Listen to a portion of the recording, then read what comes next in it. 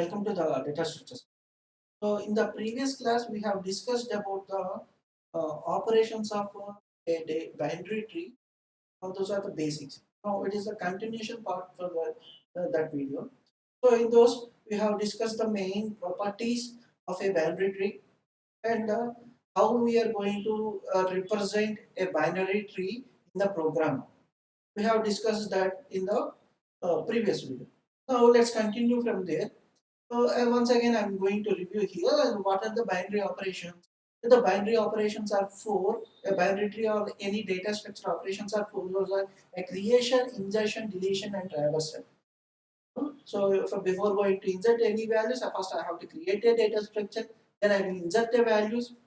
Then if I don't want a value, then I will delete the values. If I want to find out the particular data, then I will search. That is calling a traverse. These are the basic operations for any data structure. So in the binary tree also will do the same thing. And if it comes to the binary tree representation, as we discussed in the from the previous video also, the binary tree doesn't have any special data structure. The binary tree need to be represented with some other data structure. So we are using a linear data structure. But if you see linear data structures are four. One is array, linked list, and queues and stacks.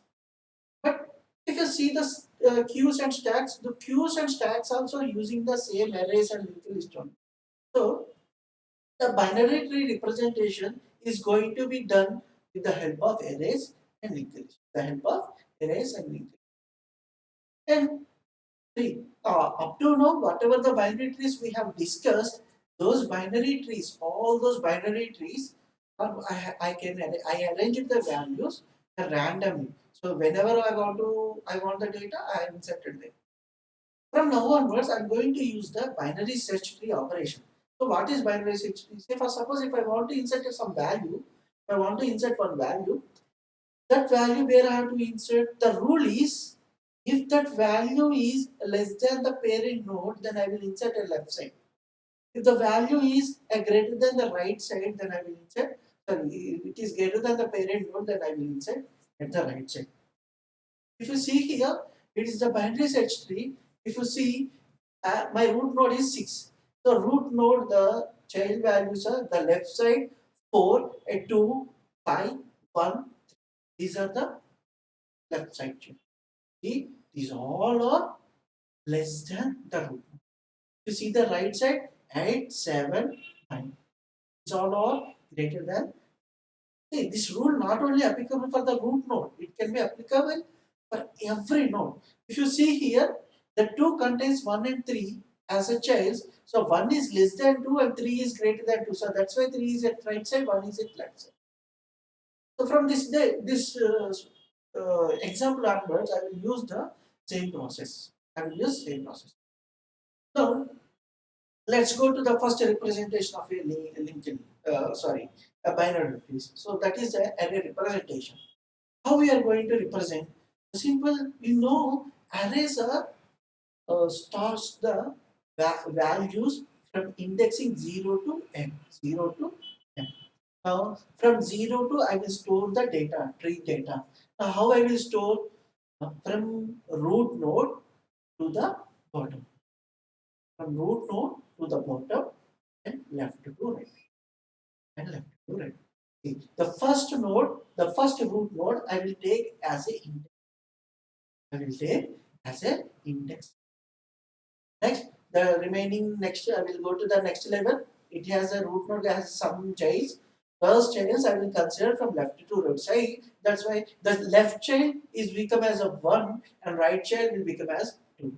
So like that I will arrange the values in an array. I will arrange the values in an array.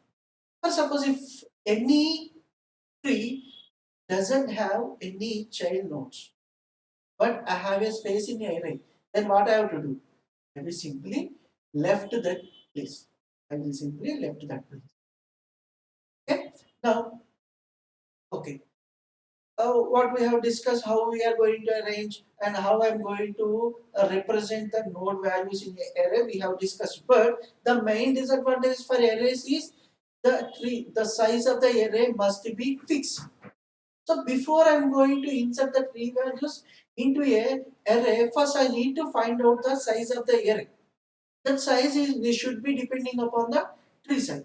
The tree size is depending upon the tree size. Now if you see here for calculating I'm using D. D is nothing but depth. So how we are going to calculate the depth? Depth is calculates from the last node to root node. So if I want to find out the depth of one particular node, the number of edges it will take to reach the root node will be assumed as a depth. Will be assumed as a depth. Right. So the formula is 2 power d plus 1 and minus 1. 2 power d plus 1 minus 1. It is same as the number of elements, the binary tree second property. What is that? The maximum number of elements in a particular tree is, you will find out like 2 power h plus 1, right? 2 power h plus 1 minus 1. The same way here we are using the d. D is for depth. D is for depth. So as I know, if my depth of the last node is 4, so 2 power 4 plus 1 minus 1, that is 2 power 5 minus 1 equals to 31. So this array must contain, if I want to insert a tree values of depth 4 into an array, the array size must be 34. Array must be 34. So 31 element should I can insert into a array. Now, if you see this diagram in this tree, so depth of the root node is always 0. Why? Because root node, there is no need to shift to the other place to visit root node. Am I right? So root node depth always 0. So if you see the last node, so if last node this 7 wants to visit root node, first it will go to the 8 and 8 will go to the root node 6. So 2 edges is required. So the leaf nodes for this tree, the depth is 2. Now, if it is the depth is 2, the array size should be 2 power d plus 1. So, d power 2 plus 1 plus minus 1. So, 2 power 3, 8 minus 1. So, 7. The array size is 7. So, if I want to insert a values of this array, first I will find the size. Now, size is 7. So, 0 to 6. As you know, array starts from 0 to 6. Right. So, 7 values. Then, how can I insert? As I previously explained, I have to give the root node as a 0th value, a 0th index value. So, 0th, 1 and 2, 3, 4, 5, 6, I will like that, I will give. You see, 0, 1, 2 and then from the next level, I will calculate from left to right. So, top to bottom, left to right. So, at 1, I will insert a 5 and at 0, I will insert 5. At 1, I will insert 3. See, at the third position, I will insert 2. Third position, I will insert 2. At the fourth position, I will insert 4. At the fifth position, I will insert 7. At the second position, I will insert 8. So, like this, I will insert a values. I will represent the tree values into a array. So, let's take this one. So, in this, the depth of the tree, what is the so last element, that is 11. So if 11 wants to go to the top element, so 11 goes to the 10. So first edge, 10 goes to 8, second edge, 8 goes to the sixth, third edge. So now the depth is 3. Now the depth is 3. Now I have to calculate. So 2 power 3 plus 1 minus 1. So that means 2 power 4 means 16, 16 minus 1. So it may contain 50 elements. May contain 50. But now what I have to do, I have to give the numbering. If you see here, 1, 2, 3, 4, 5, 6, 7, 8, 9, 10, only 10 values are available. The 5 values are not available here. Then what I have to do? How to check where I have to leave. So before going to that, let's assume the tree is completely filled. Let's assume the tree is completely filled. If it is completely filled, see the previous one, 4 have only left child. It doesn't have right child, and 7 doesn't have any child. So if you assume it is a full tree, assume it is a full tree, so 4 has a right child. If it has a right child, then it has a 2 subchilds. And if 7 has a child, the complete tree will be like this. The full complete tree will be like this. Now you will give the values. So 0, 1, 2, 3. So we have to give the values to here also. So 4, 5, 6, 7, and 11, 12, 13, 14. Now I have to delete this part. Why? Because it is a imaginary part. Now if you delete that one, this is my final values. Is my see here 4, this 9, 10, 11, 12 should be 4, 9, 10, 11, 12 or like this. I will insert a tree representation, tree values, tree node data into a array representation. Okay, array representation. So up to now we have represented a tree data into a array. Tree data into a array. Now I will represent the array data into array data. So first let's take a array value. So in this array I have 8 values, so 0 to 7. Now my values are at 0th position 10, 1 position 20, 3rd position 30, 7th position 40. So in this you already know the one thing. So what is that one thing? In the array representation of a binary tree, the 0th position is called as a root node. So now the 10 is the root node. 10 is the root. Then how can I define the left child and right child? The values or formulas are 2 into I plus 1, 2 into I. In the binary tree, fourth representation, fourth property. If you want to find out whether it has a left child or right child, what I have done, 2 power 2 into I is for left child, 2 into I plus 1 is for right child. But here I am using 2 into I plus 1, 2 into I plus 2. Why? Why? Because in there I started a given numbering from the root node as a 1, 1, 2. Here the numbering is 0. Here numbering is 0. So that's why if I want to find out a left node, I have to add 1 value. If I want to find out a right node, to add 2. 1 plus 2 instead of 2i and 2i plus 1. So, okay, so let's remove this confusion. So for now, if I want to represent a array data into a tree, so find out for particular node has a left child or right child, I have to use 2 of I plus 1 as a left child node, 2 of I plus 2 as a right child. So with this, I will find out the left node children. Now as you know, the root node of the value is, it will be available at the 0th position. Now 10 is the 10 is the. Now I have to find out the 10th left child and right.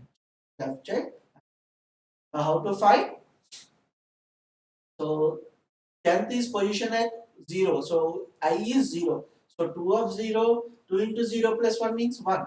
At the 1 position, whatever the data available, it will become as a left child for 10. And the second position, whatever the data is available, that will become as a right child of the 10.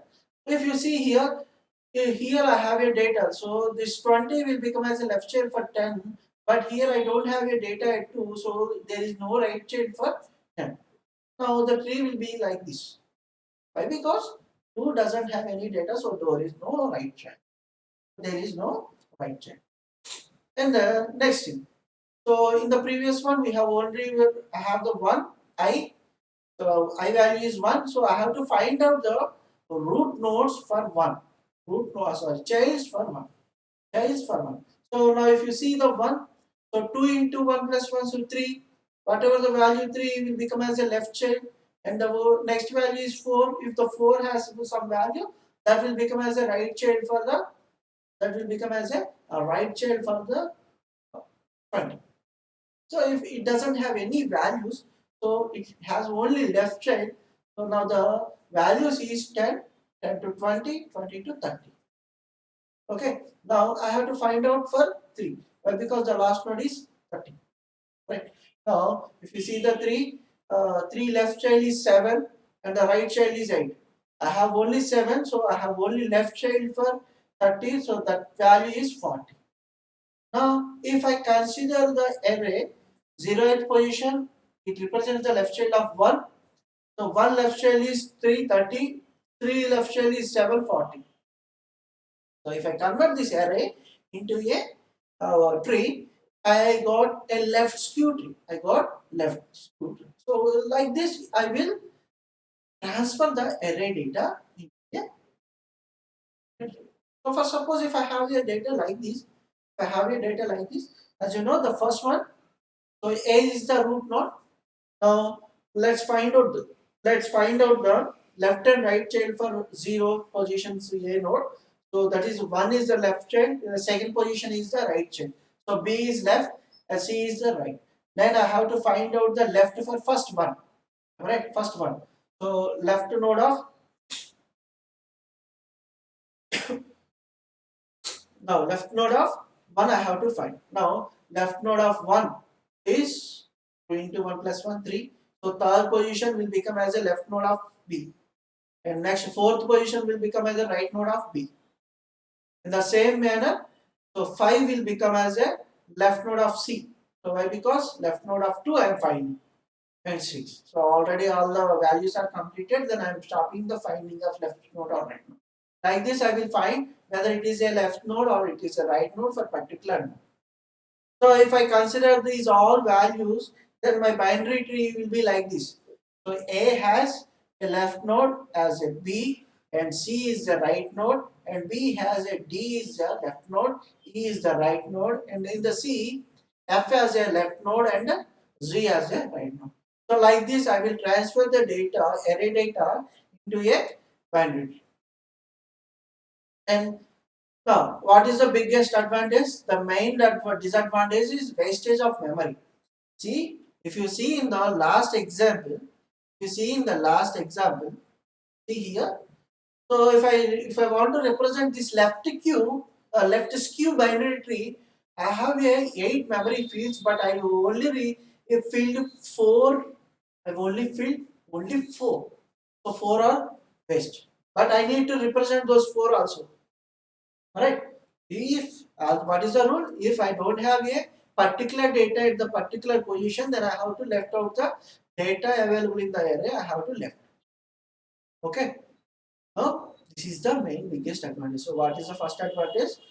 The memory space wastage of memory, and it is suitable only complete binary trees. Why complete binary trees? If I have all the data in the binary tree, then only the array is very sufficiently very good to use.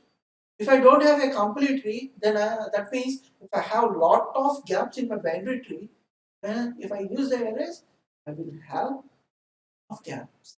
It is only best for the binary. And so let's conclude this session here. So in this, we have discussed the representation of a binary tree. Representation of a binary tree with the help of arrays. Okay, next, these binary tree operations I will continue in the next lecture. In the next lecture, I will represent these binary trees with the linked list. Thank you.